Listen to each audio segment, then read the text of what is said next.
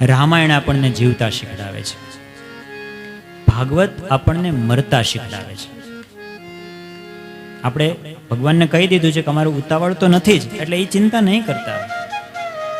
પણ રામાયણ આપણને જીવતા શીખવે છે, ભાગવત આપણને મરતા શીખવે છે. શીખવું તો પડશે ને, આ તો બહુ ઝાઝો સમય લાગે એવી પરિસ્થિતિ છે. મૃત્યુ જેમ આર્ટ ઓફ લિવિંગ આપણે હમણાં ગાતા હતા ને, એ આર્ટ ઓફ લિવિંગ વાળા ગાય Shri Shri Ravishankarji. Art of living, જેમ આર્ટ ઓફ લિવિંગ હોય ને જીવનનું આર્ટ, એમ એક મૃત્યુનું પણ આર્ટ છે. અને જો મૃત્યુનું આર્ટ ન શીખા તો જીવનનું આર્ટ શીખવાનો મતલબ જ નથી કઈ. કારણ કે અંત સમય જો સુધરે નહીં તો આખું જીવન જીવ્યા એ તો વ્યર્થ ગયું. કારણ કે અંત સમય પ્રમાણે આગળનો જન્મ મળે છે. અંતે યામતિ સા ગતિ. તમારી આગળની યાત્રા આ તો જન્મ જન્માંતરની યાત્રા છે. અનંત યાત્રાના ચક્રમાં આપણે આવ્યા છીએ, તો અંત આપણો સુધારવો જોઈએ. આપણી ઉર્ધ્વગતિ થાય, આપણી અધોગતિ ન થાય, એના માટે આપણે પ્રયાસ કરવો જોઈએ. તો રામાયણ આપણને જીવતા શીખવે, ભાગવત આપણને મરતા શીખડાવે છે. તો મહાભારત શું શીખડાવે? તો મહાભારત આપણને એ શીખડાવે છે કે શું કરાય અને શું ન કરાય. જુગાર રમો તો શું થાય?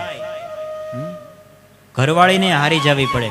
જુગારનું તો કોઈ લિમિટ નથી. There is no limit. Sky is the limit. હાયરો જુગારી બમણું રમે. એટલા માટે જુગાર રમવાથી મહાભારતના યુદ્ધ સુધી બધું થઈ શકે. શરૂઆત તો ત્યાંથી જ થઈ હતી. શું કરાય અને શું ન કરાય, કોઈને કટુ વચન ન કહેવાય ને. દ્રૌપદીએ કીધું હતું ને, આંધળાના તો આંધળા જ હોય. ભલે એટલે બોલવામાં ધ્યાન રાખવું, બહુ પ્રકાશિત નહીં કરી દેવાનું. મનમાં ન રખાય પણ બોલાય નહીં. એક વાક્ય છે, એમ કહેવાય છે કે કદાચ કોઈકને એક ઝાપટ મારી લીધી હોય ને તો માણસ ભૂલી જાય, પણ કોઈકને એવા કડવા શબ્દો કીધા હોય ને તો એ માણસ વર્ષો સુધી ભૂલતા નથી. એટલે મહાભારત આપણને શું કરવું અને શું ન કરવું એ શીખવે છે. તો આ આપણા ગ્રંથો છે. એના માટે કોઈ એજ નક્કી નથી, એના માટે કોઈ ઉંમર નથી કે આ ઉંમરે જ આ શીખવાનું. જેટલી નાની ઉંમરમાં ધ્રુવ, પ્રહલાદ આ બધા બહુ નાના હતા. બાલ્યાવસ્થાની અંદર સારા સંસ્કાર મળે ને, એમ કહેવાય કે ઓલો ઘોડો કુંભાર બનાવતા હોય અને એ સમયમાં એને જેવો આકાર આપવો હોય ને એવો આપી શકે, અને પછી પાકા ઘડે કાંઠા ચડે નહીં, પછી ન ચડે. જેવો આકાર આપવો હોય એવો આપી શકાય. એટલે નાના બાળકો હોય ને એને સારા સંસ્કાર આપવા, એને મંદિરે ખાસ લઈ જવા. હવે તકલીફ એ છે કે વચ્ચે એક આખી એવી જનરેશન આવી કે જે હું ભગવાનમાં નથી માનતો એમ કરીને પ્રાઉડ લેતા. I am non-believer. You know, I don't believe all these things. You go. તમે જાઓ, હું એમાંથી માનતો નથી. અને પછી પ્રાઉડ લે.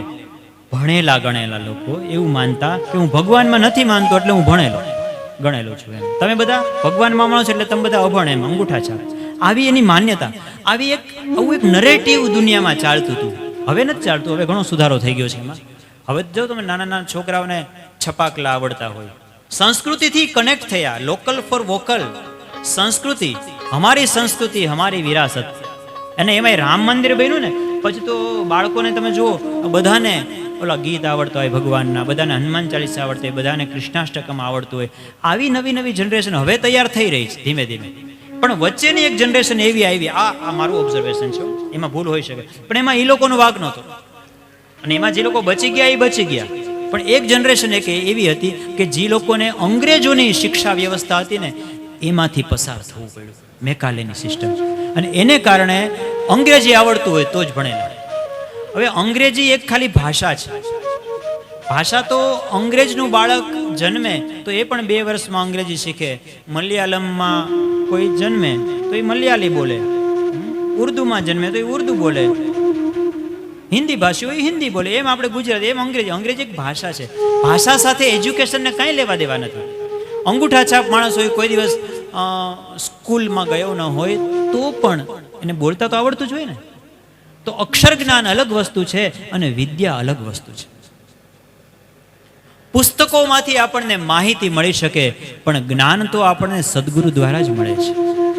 તસ્માત ગુરુમ પ્રપદ્યેત. સુખદેવજી મહારાજ કહે છે કે અંત સમયે યોગ્ય સદગુરુના શરણમાં જવું જોઈએ. તસ્માત ગુરુમ પ્રપદ્યેત.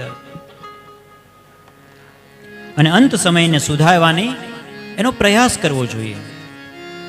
ભગવાનના સ્વરૂપની અંદર એકાગ્ર થવાનો પ્રયાસ કરવો જોઈએ. ભગવાનના બે સ્વરૂપ છે, એક સ્થૂળ સ્વરૂપ છે અને એક સૂક્ષ્મ સ્વરૂપ છે.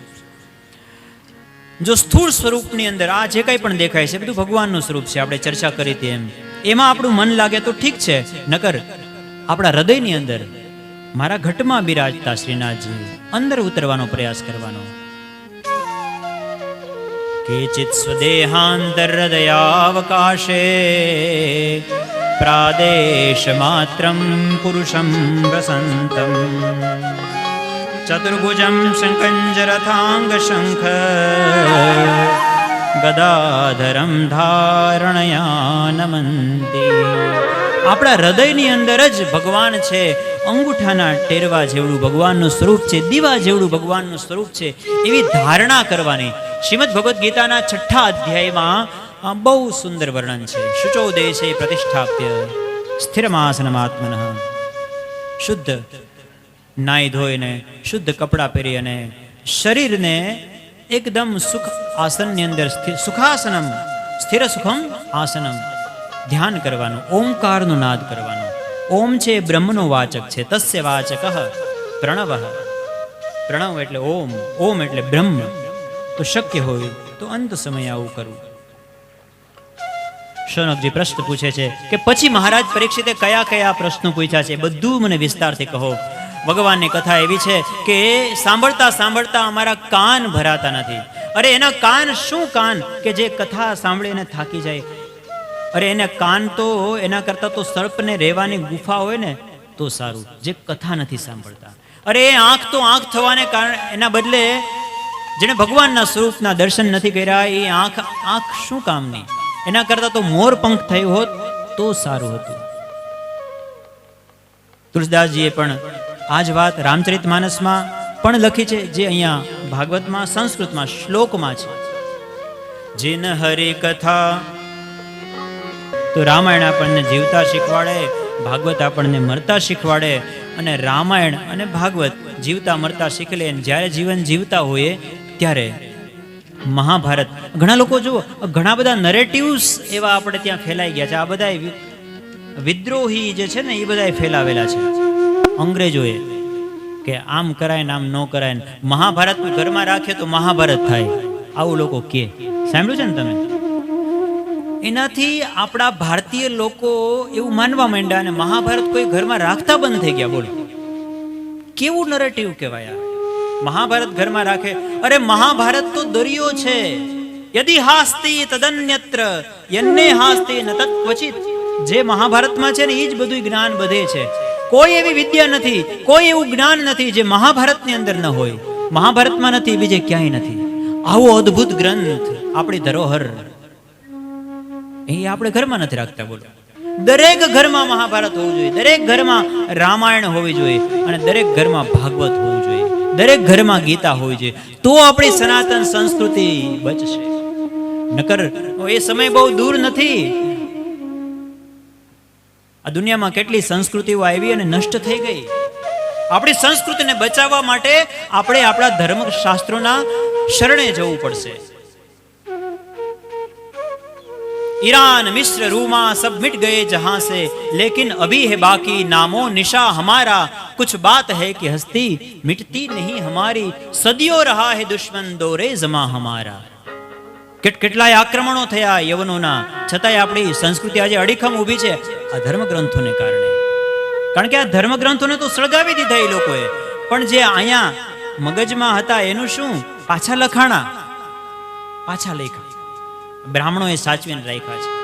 એટલા માટે બ્રાહ્મણોની વંદના કરીએ છીએ આપણે. તસ્માત બ્રાહ્મણ વંદ્યતે.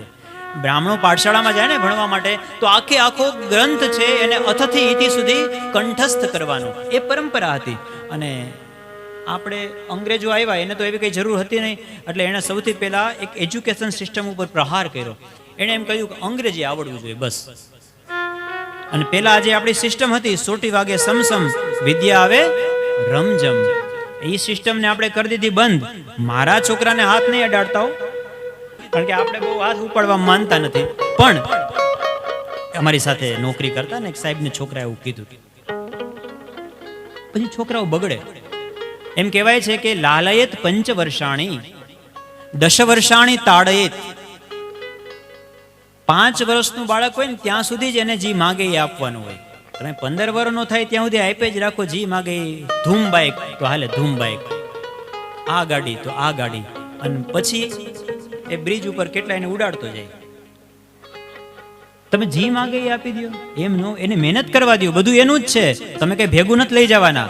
પણ એને ખબર પડવી જોઈએ કે આ સંપત્તિ કેમ ભેગી થાય, આનું શું મહત્વ છે. લાલયેત પંચવર્ષાણી,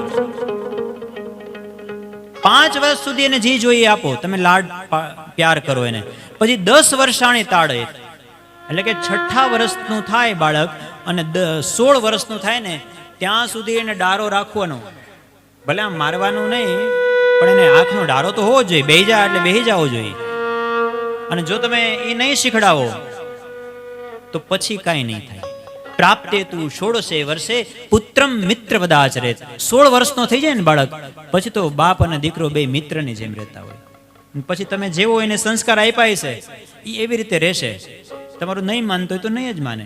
પણ એ પહેલેથી, એટલે આપણે ત્યાં ગામડાની અંદર જો 80 વર્ષના બાપા હોય પણ કે હે છોકરાઓ, એટલે ઓલા 50 વર્ષના એના છોકરા હોય ને એ બેહી જાય છે મને કે બાપા બાપા એવા, બાપા ખીજાશે. આવો ડારો, એક મર્યાદા, એ સંસ્કાર છે, એ સંસ્કૃતિ છે. લાલયેત પંચવર્ષાણી દશ વર્ષાણી તાડયેત. પણ બહુ લાડ અને પ્રેમ આપવામાં આવે છે ત્યારે એનું અહિત થાય છે. તો આપણી સંસ્કૃતિ છે, આપણા સંસ્કારો છે, એ આપણા સદગ્રંથોની અંદર સચવાયેલા છે. આપણે આપણા બાળકો સુધી તો જ આપણી સંસ્કૃતિ ટકશે, તો જ આપણું સનાતન ટકશે.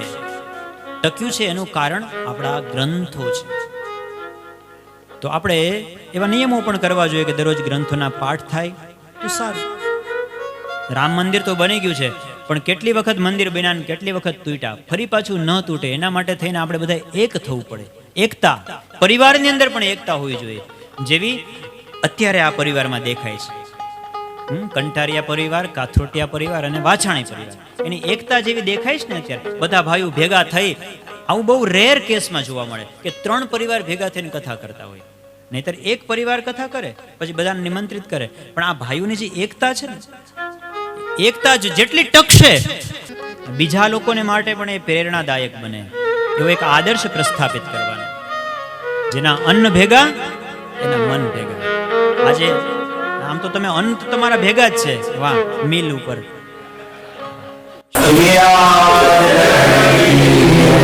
આજની કથાને આપણે અહીંયા વિશ્રામ આપીએ.